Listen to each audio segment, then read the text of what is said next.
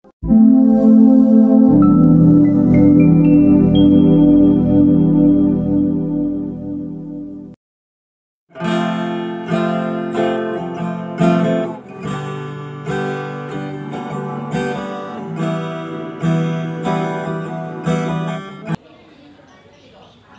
etika merupakan situasi yang terjadi ketika seseorang harus memilih antara dua pilihan di mana kedua pilihan secara moral benar tetapi bertentangan. Sedangkan bujukan moral merupakan situasi yang terjadi ketika seseorang harus membuat keputusan antara benar dan salah. Nah, bagaimana seorang pemimpin sekolah dalam mengambil keputusan dari dilema etika maupun bujukan moral yang dihadapi? Tentunya dalam pengambilan keputusan yang bertanggung jawab, tepat, dan bijak sebagai seorang pemimpin akan sangat mempunyai pengaruh dalam kehidupan di lingkungan sekolah maupun bagi masa depan banyak orang.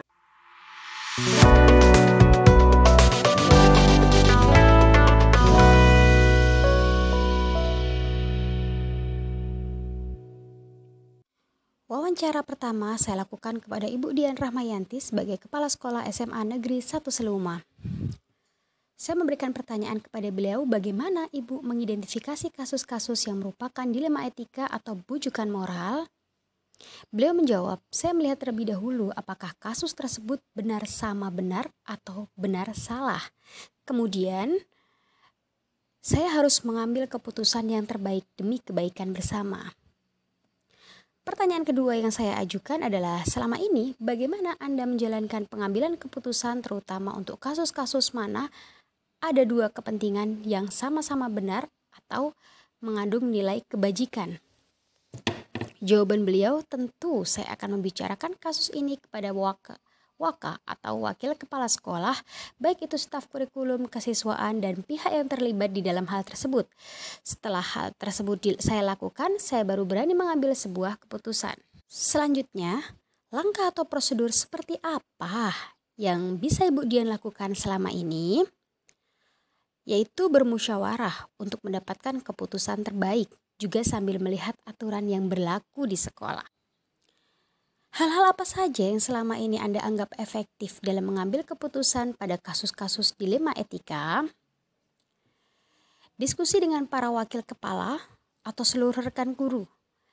Misalnya, dalam mengambil keputusan siswa yang naik kelas dan siswa yang tidak naik kelas. Ketika kita mengambil keputusan menaikkan anak tersebut, kita lebih berpihak kepada murid, juga memberikan kesempatan kepada murid dengan resiko-resiko yang siap untuk dipertanggungjawabkan.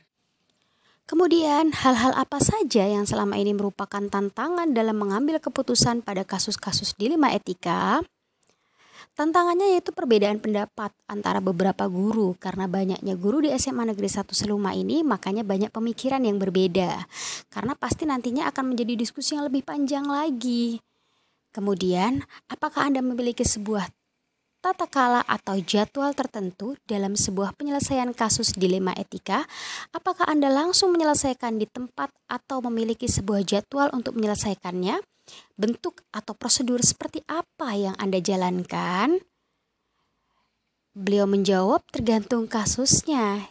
Jika bisa diselesaikan saat itu juga akan lebih baik langsung ditangani.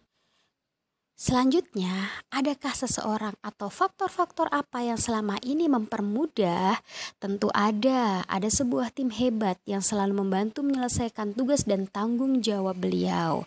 Tim tersebut beranggotakan dari guru-guru di sekolah kami. Itulah dengan kompak dan mendukung dalam hal ini akan mempermudah saya dalam mengambil sebuah keputusan. Pertanyaan terakhir yang saya ajukan yaitu, dari semua hal yang telah disampaikan, pembelajaran apa yang dapat dipetik dari pengalaman Anda mengambil keputusan dilema etika? Yaitu selalu kompak dan bertanggung jawab dengan tugas masing-masing, yaitu bertugas sesuai dengan kapasitasnya masing-masing.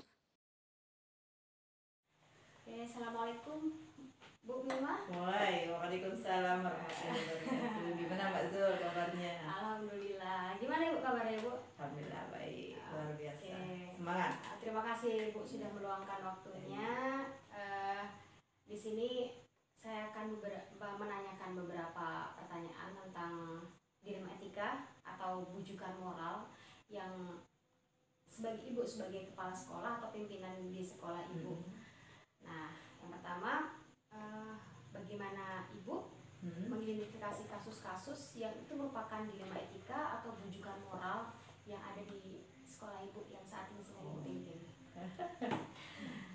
Kalau tentang kasus-kasus banyak ya, yang tentu di dalam kehidupan sehari-hari kita akan menemui banyak kasus, apakah itu dilema etika atau bujukan moral. Itu tentu kita harus mengidentifikasi terlebih dahulu kan. Ketika kita mengidentifikasi dengan hal-hal yang memang sudah kita gariskan sesuai ilmunya, maka kita nanti akan melihat apakah ini benar lawan benar gitu ya. Ketika itu kita temui lawan benar, maka termasuk dilema etika. Setelah kita mengidentifikasi, tentu kita berkoordinasi dengan kawan-kawan tim di sekolah gitu. Kita akan mendudukkan masalah itu bersama-sama, biasanya begitu. Oke. Nah, kalau untuk pengambilan keputusan di sekolah ibu, terutama di kasus-kasus yang berkaitan dengan dilema etika itu tadi, bagaimana ibu mengambil nilai kebijakannya? Kalau nilai kebijakan berarti berkaitan dengan ini ya, apakah nanti yang kita ambil itu yang melawan rasa kasihan gitu ya, keadilan melawan kasihan gitu ya, peraturan gitu ya, berarti kaitannya nanti ke 4 paradigma gitu ya. Iya, benar. 4 paradigma pengambilan keputusan itu sama 3 prinsip biasanya itu kaitannya. Jadi ya saya lihat dulu itu dari urunan kasus itu kan, setelah kita tadi mulai awal mengidentifikasi, kemudian kita dudukkan apakah ini masalahnya, setelah masalah kita uji kan, apakah pengujian nanti sesuai enggak dengan uji yang menggunakan prinsip-prinsip dan selanjutnya kemudian paradigma itu, paradigma pengambilan keputusan kan. Setelah kita mengkonfirmasi apakah ini termasuk ke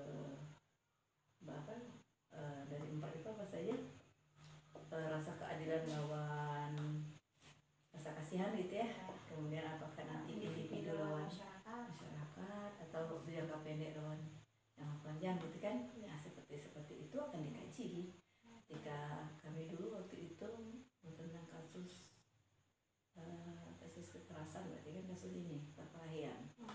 Nah, sementara pihak kepolisian menekan itu akan dinaikkan menjadi penyidikan, kemudian wali murid tidak mau berdamai, dua belah pihak itu saling berkeras, sehingga kami dituntut untuk cerdas ketika itu kan, sampai alhamdulillah dengan langkah ini, dengan kita memahami bahwa ini kasihan gitu kan, memang anak-anak ini harus diselamatkan, kemudian berpikir jangka panjang. Anak-anak ini ketika nanti terkait serbuan hukum, dia tidak bisa lagi melanjutkan ke sekolah atau mengambil hak-haknya yang ketika dia ingin jadi polisi, menjadi ABRI atau segala macam gitu kan, dia akan ada noda hitam di catatan kepolisian. Yaitu kita berembuk, berdiskusi untuk mencari apa sih yang harus kita lakukan demi untuk anak ini ya. Kemudian kita tentu bijaksana kan untuk mengambil keputusan itu, karena keputusan itu harus dipertanggungjawabkan ya, keputusan itu harus bisa dipertanggungjawabkan. Kemudian tadi untuk itu kita harus tenang, tidak emosi, menahan kecerdasan mengatasi masalah itu memang harus ada dari kita sebagai kepala sekolah. Oke.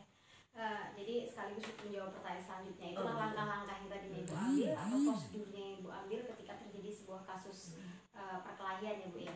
Oke, selanjutnya apa saja yang selama ini Ibu anggap efektif dalam pengambilan keputusan dalam kasus dilema etika, yang paling efektif lah menurut Ibu tuh?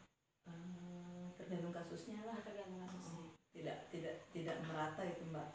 Artinya ketika kita menghadapi kasus ini, mungkin ketika saya membuka ruang komunikasi kedua belah pihak, setelah kita menentukan masalah itu efektif, langsung ketemu titik masalahnya. Kemudian ketika kita menghadapi masalah kasus lain, masyarakatnya berbeda, individunya juga berbeda,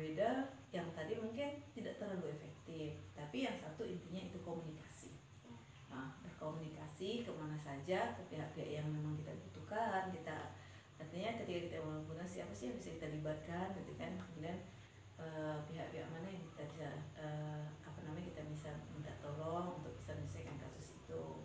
Termasuk kemarin itu karena menyelesaikan kasus itu udah berbulan-bulan tidak selesai dari kepala sekolah yang lama itu, kami harus turun ke lapangan Pak.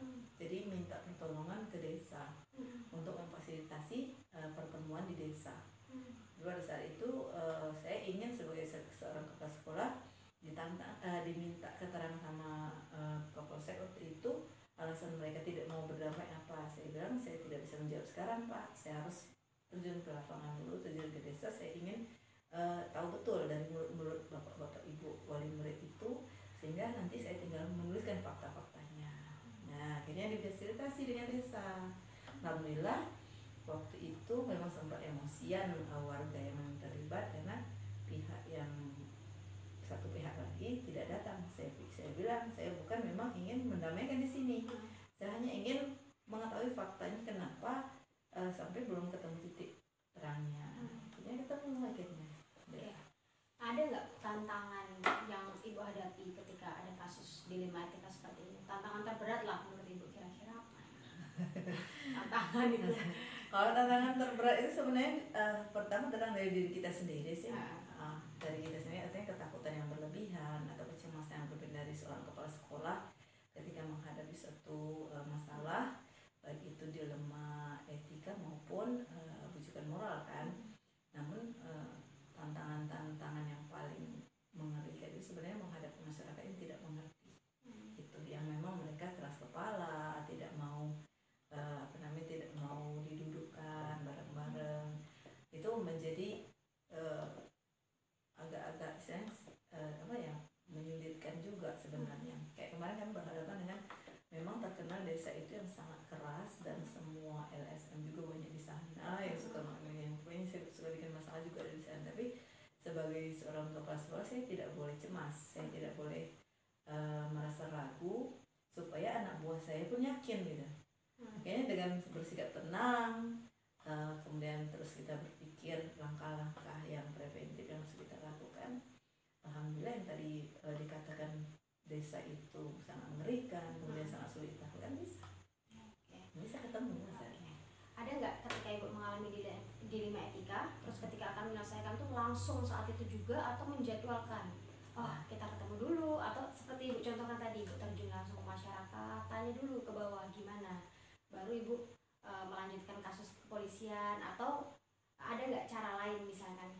Kan itu seperti cara menyelesaikan Ibu dalam menyelesaikan dilema etika. Dijadwalkan atau bagaimana? Kalau untuk dijadwalkan itu tergantung ke kasusnya. Artinya begini, kami sudah berapa kasus yang semenjak saya dilantik itu berturut-turut 4 kasus berturut-turut itu. Dan kasusnya hampir sama, tentang adu fisik gitu kan. Tapi masyarakatnya berbeda. Saya tidak menjadwalkan, mereka yang minta biasanya. Jadi kayak kemarin kan yang kasus pertama itu sudah berbulan-bulan tidak bisa diselesaikan. Akhirnya ketika kami meminta bantuan desa, kemudian di situ juga ketemu titik temunya pihak yang tadi ingin berdamai tadi minta kami menjadwalkan di sekolah untuk perdamaian. Jadi ada lagi kasus yang baru itu pihak yang memang bermasalah juga itu minta kami mempertemukannya di sekolah. Pada yang saat itulah, ada yang besok paginya, ada yang gitu. Jadi tergantung kasusnya. Ada nggak kita jadwalkan itu. Artinya dengan berdiskusi berembuk bersama itulah menjadi keputusan. Oke, nah selama ini faktor-faktor apa yang membantu Ibu mempermudah untuk pengambilan keputusan? Kalau faktor itu bicara faktor apa ya Mbak? Kalau faktor misalnya atau membantu Ibu untuk mengambil keputusan dalam kasus-kasus dilema etika ini tadi. Biasanya ketika kita menghadapi itu kan kita lihat tadi pertama paradigma apa, kemudian prinsip yang harus kita pegang kan ada 3 prinsip itu. Jadi apakah nanti berbasis hasil akhir, kemudian apakah dia nanti akan peraturan, dan apa satu lagi berbasis sudah langkah. Jadi ada 3 prinsip itu kan. Di situ saya pegang prinsip itu ketika menghadapi masalah, kemudian dengan 4 paradigma tadi kemudian saya lakukan uji-uji gitu ya, apakah ini nanti akan berakibat fatal ketika masuk koran segala macam, uji legalitas segala macam kan, termasuk ya uji publik dan segala macam itu kita lihat gitu, sambil merenung gitu kan. Baru ketika kita melewati masa-masa itu, dari tadi kan identifikasi masalah dulu, kemudian mencari bantuan siapa-siapa yang terlibat atau siapa yang akan bisa merumuskan masalah itu, menemukan jadwal, kemudian kita berembuk, setelah itu didiskusikan, ketemulah satu titik terang bahwa ini keputusan yang bisa kami ambil. Jadi dengan tahapan-tahapan yang tadi sebenarnya tidak mudah sih bagi seorang pemimpin itu mengambil suatu keputusan, karena itu kan harus kita pertanggungjawabkan. Keputusannya kan keputusan penting, tapi itu apa yang harus kita menjadi tujuan awalnya itu tetap berpihak pada murid. Murid itulah yang menjadi fokus kita, bahwa untuk mengambil kebijakan apakah ini berpihak pada murid atau tidak. Selalu kita ke sana untuk arahnya. Oke.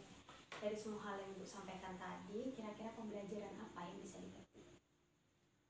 Ketika kita menghadapi suatu masalah itu bersikap tenanglah. Jadi tenang dulu, dudukkan persoalan, jangan sampai kita menjudge antara kiri dan kanan kedua belah pihak.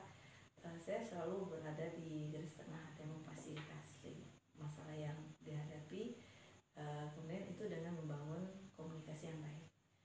Ketika kita berhasil membangun saluran komunikasi yang baik dengan kedua belah pihak, itulah yang membuat mereka akhirnya menyadari bahwa untuk keselamatan anak, untuk masa depan anak, untuk memperjuangkan anak kita, ya kita harus melakukan dan merelakan atau bahkan mengikhlaskan yang tadinya kita tidak suka, kita dengan keputusan yang memang harus diambil dari jalan tengah.